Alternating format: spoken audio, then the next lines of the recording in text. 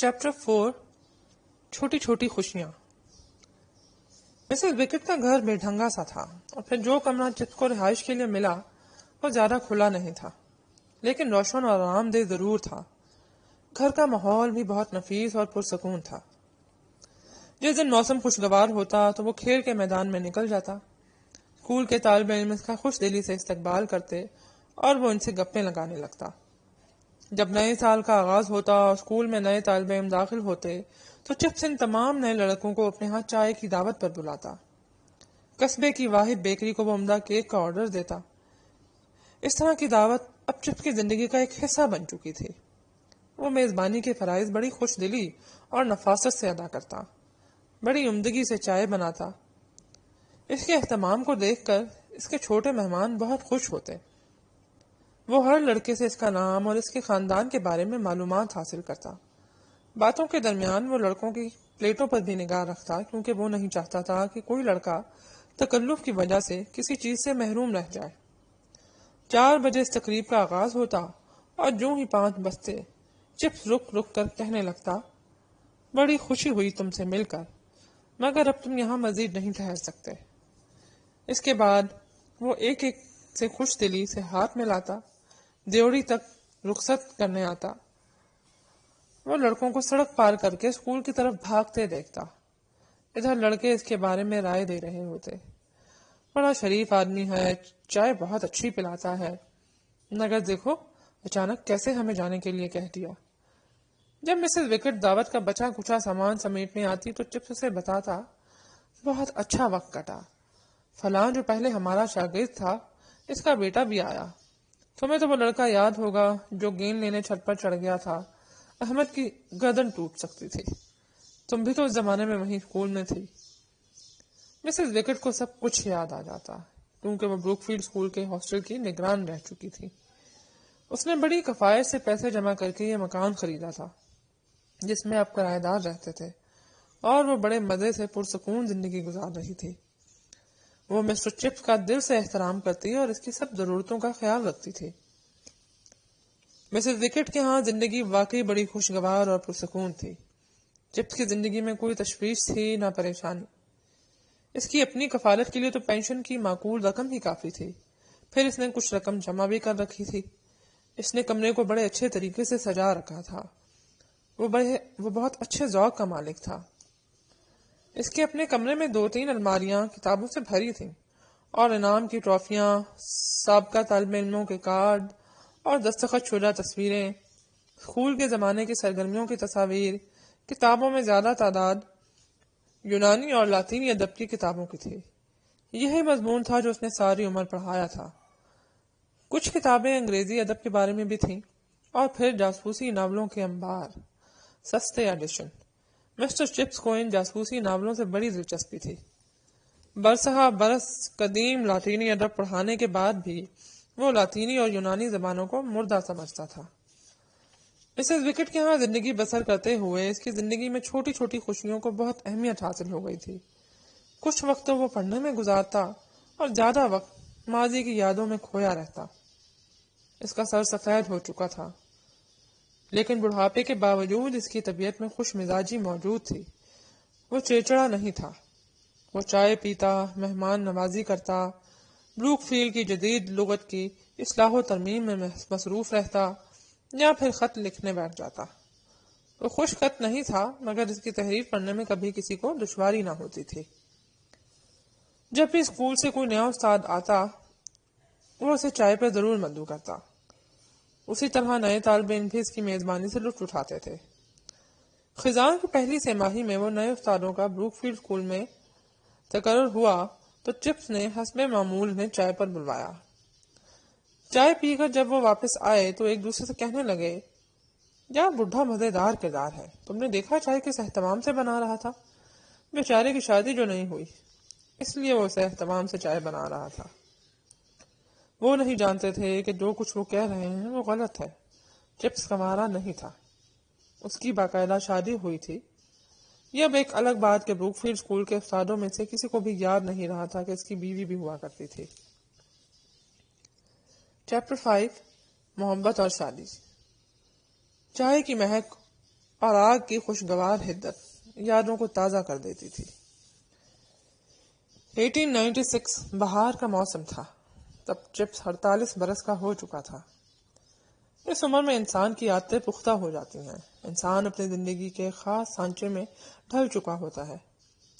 Mister chips کو اس زمانے میں ہاؤس ماسٹر مقرر کیا جا چکا تھا۔ موسم گرما کی چھٹیاں ہوئیں تو وہ اپنے ایک ساتھی راڈون کے ساتھ دیہات کے سیر و تفریح کے لیے چلا گیا۔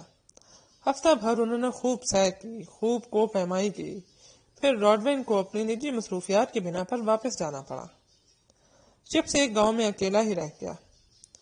ایک روز جب وہ اس علاقے میں موجود چٹانوں پر چڑھ رہا تھا تو اس نے ایک خاتون کو دیکھا جو ایک چٹان کے خطرناک چھجے پر بڑی بے چین اور مضطرب کھڑی تھی۔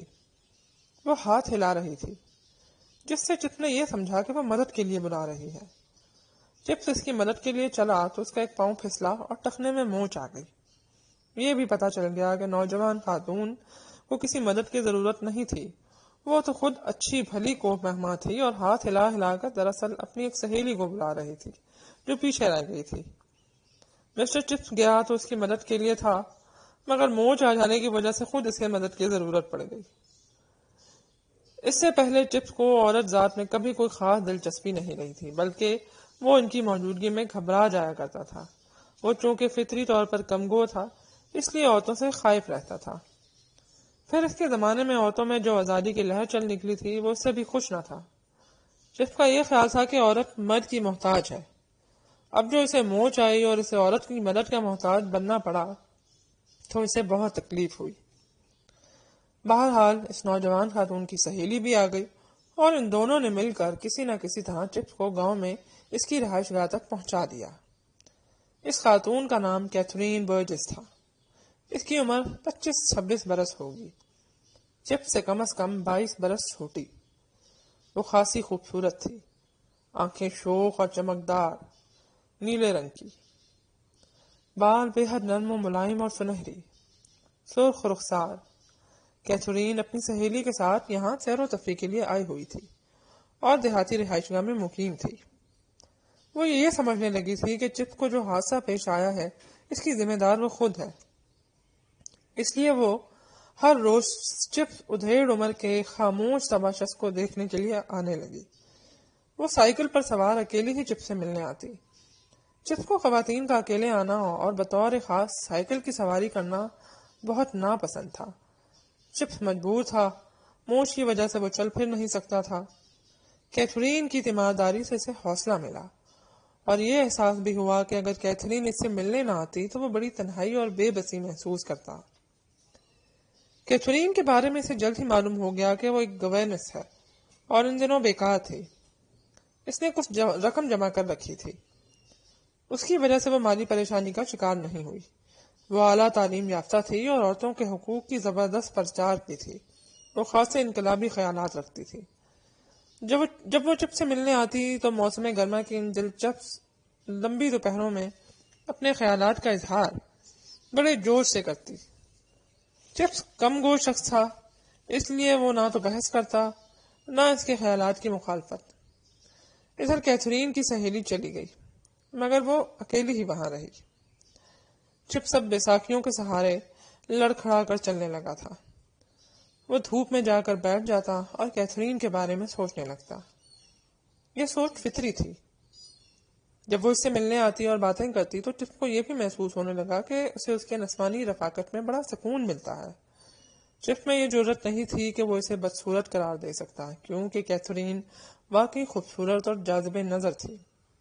بہرحال ایسی کوئی عورت ایسے انداز میں مسٹر چپس کی زندگی میں نہیں آئی تھی، اور یہ تو وہ کبھی سوچ بھی نہیں سکتا تھا کہ ایسے انقلابی اور جدید خیالات رکھنے والی نوجوان خاتون اس کے حواس پر چھا جائے گی۔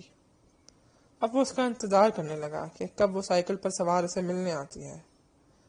کیتھرین بھی چپس سے متاثر ہوئے بغیر نہ رہ سکی۔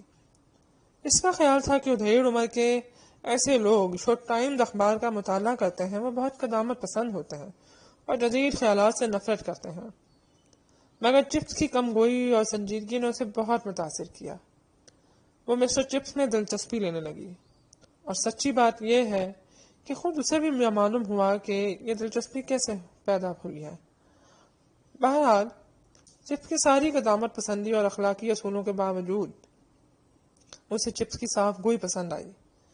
फिर उसे चिप्स की मुस्कुराहट और भूरी आंखें बहुत अच्छी लगने लगी। इन दोनों की मुलाकात को 7 दिन हो गए थे और अभी चिप्स को बैसाखियों से निजात भी ना मिली थी कि चिप्स कैथरीन का गरोईदा हो गया और कैथरीन ने भी इसे अपनाने का फैसला कर लिया। यूं स्कूल की छुट्टियां खत्म होने से 1 हफ्ता पहले इन दोनों की लंदन में शादी हो गई। चैप्टर 6 अलविदा मिस्टर चिप्स। अब मिसेस विकेट के यहाँ अपने बुढ़ापे के दिनों की माजी की यादों से सजा कर गुजारने वाला मिस्टर चिप्स अपने इस पाँव का बहुत शुक्रगुजार था जिसे मोच आई, और इसके नतीजे में से जिंदगी की बहुत बड़ी खुशी कैथरीन की शक्ल में नसीब हुई। अगरचा इसके बाद वो सारी उम्र इस देहाती इलाके में नहीं गया था जहाँ इसकी कैथरीन से मुलाकात हुई थी, लेकिन वहाँ की एक एक तफसील उसके दिल में हमेशा महफूज और रोशन रही। वो शानदार चट्टानें, झील, मूसलाधार बारिशें, पगडंडियां और फिर झील के किनारे बैठना और चहलकदमी, फिजा में रची खुशबू और फिर कैथरीन की मीठी हंसी। कैथरीन हमेशा खुश नजर आती थी। इन दोनों ने कई मंसूबे बनाए और कई ख्वाब देख डाले।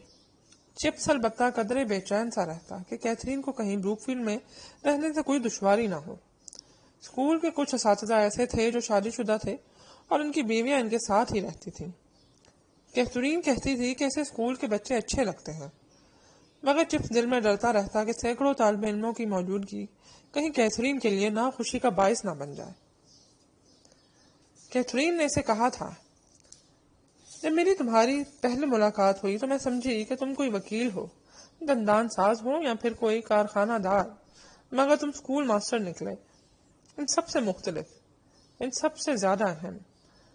मैं सोचती हूँ कि एक उस्ताद बेशुमार जिंदगी को कैसे मुतासिर करता है। इन बच्चों की जिंदगियां जिन्हें मुस्तकबिल की दुनिया की जिम्मेदारियां संभालनी होती हैं, इससे ज्यादा खल्के खुदा की खिदमत और क्या हो सकती है। चिप्स उसे जवाब में कहता, मैंने तो कभी इस तरह सोचा तक न था, ना मेरे दिल में कभी कोई ऐसा ख्याल ही आया। मैं तो बस इतना जानता हूँ कि मुझे अपना फर्ज मेहनत और ईमानदारी से अदा करना है, और मुझसे जो कुछ हो सकता है मैं वही करता हूँ। वो बड़े प्यार और फख्र से कहती, चिप्स तुम्हारी यही सादगी और खलूस मुझे बेहद पसंद है। एक दिन चमकीली सुबह के वक्त चिप्स ने इसे अपने बारे में बताते हुए कहा था, मेरी तालीमी काबिलियत गैर मामूली नहीं है, बल्कि आम सी है। स्कूल में तालिब इल्मों को जिस नज़्म नस्क का पाबंद करना होता है, इसकी सलाहियत भी मुझ में कम है। मैं तो इस पेशे के आगाज में ही समझता था कि तरक्की कर ही नहीं सकता, इसलिए मैंने अपने आप को शादी के लिए मौजू नहीं समझा था। वो कैथरीन को बड़ी कसरे नफसी से अपने बारे में बताता रहा। सारा किस्सा सुनने के बाद कैथरीन अपने खास शीनी अंदाज में हंसी और बात खत्म कर दी। कैथरीन के वालिदैन मर चुके थे, इसलिए इसकी रुखसती इसके खाला के घर से हुई। शादी से 1 दिन पहले जब चिप्स इसकी खाला के यहाँ से रुखसत होकर अपने होटल जा रहा था तो कैथरीन इसे दरवाजे तक छोड़ने आई और कहने लगी, आज की रात बहुत अहम है। आज तुम आखिरी बार मुझे खुदा हाफिज कह रहे हो। मुझे यूं महसूस हो रहा है जैसे मेरा स्कूल में पहला दिन हो और मुझे तुम्हारी क्लास में दाखिल होना है। वैसे मुझे कोई डर या खौफ महसूस नहीं हो रहा, रोब तारी हो रहा है। सोचती हूँ तुम्हें अदब से जनाब या मिस्टर चिप्स कहकर बुलाऊं, या महज चिप्स ही ठीक है। अच्छा, तो अलविदा मिस्टर चिप्स। हाँ, मुख्तलिफ तरह की गूंजती हुई आवाजों में यह आवाज जो अलविदा मिस्टर चिप्स कह रही थी, उसे हमेशा याद रहेगी। अलविदा मिस्टर चिप्स।